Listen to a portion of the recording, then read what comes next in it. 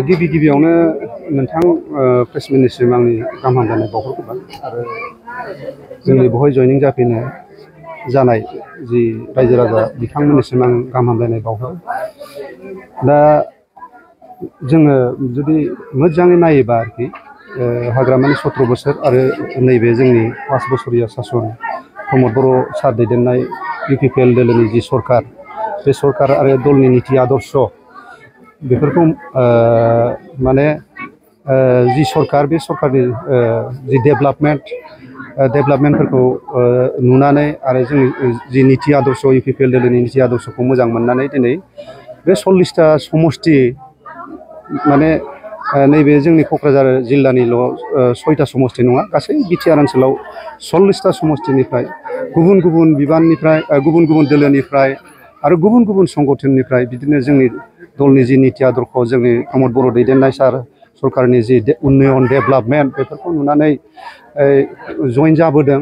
दिनै नोङो नुनो मोनगोन जे बिपिएफ दोलोनिफ्राय बे 17 बोसोर सासनाव जायफोर माने गिदिर गिदिर बिबान लानानै मुस्टिमेननि नेताफोर दंमोन, जेनेबा नोङो सासे केबिनेट मिनिस्टार दंमोन आसाम गभर्नमेन्टआव, ओमफ्राय बिटिसिनि डिपुटि चिफ सार बिथांमोना दिनै जेनेबा खाम्फा सारमोन, ओमफ्राय चन्दन सारमोन, बिथांमोना जोंनि दलनि जि नीति आदर्श ओमफ्राय प्रमद बर' सार दैदेननायनि जि उन्नयन आरो डेभेलपमेन्टखौ नुनानै दिनै जइन जाफैदों बिसोर। आरो नैबे समाव नैबे जोंनि सालाकाथि समष्टिनिफ्रायबो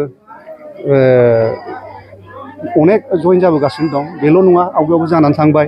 दिनै नैबे 7 नम्बर वार्डनि जा बुथ केन्द्र दं बिद्यापीठ स्कुल, बेनिफ्राय फ्राय 50सोनि बारा दिनै बहाय जइन जाफैदों। बेथ' जोङो दा जाखिनि जोंनि सालाकाथि समष्टि हिसाबै जोंनि दोलोनि जि माने स्ट्रेंथ बेफोरखौ नायनानै आरो जोंनि कर्मिफोरनि जि खामानि मावनाय, जोंनि नेताफोरनि जि खामानि मावनाय आरो 17 बोसोराव जायफोर सासनाव दंमोन, 10 बोसोराव 17 बोसोरनि सासनाव दिनै 10 बोसोरानो देरहासादा बेवहाय EM दंमोन।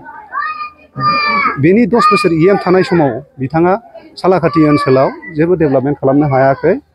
आरो आं सासे डिस्ट्रिक्टनि कर्मि हिसाबै आं सालाकाथि ओनसोलाव समष्टि हिसाबै आंखौ इनसार्ज हरनाय समाव आङो अनेक माने सालाकाथि ओनसोलाव गिदिंदोंमोन, खिन्थु आङो खुनु बिदि मोजां डेभेलपमेन्ट नुवाखै। आरो बिथांनि जि दोलोनि जि कर्मिफोर ओमफ्राय जायफोर बिथांजों थाफाग्रा नेताफोर दंमोन, खिन्थु बिथाङा रावखौबो नायबोनो हायाखै। आरो बेनि थाखायनो दिनै बेनिफ्राय लासै लासै गुगाबोगासिनो दं। बिथाङा हारसिं जानो थांगासिनो दं।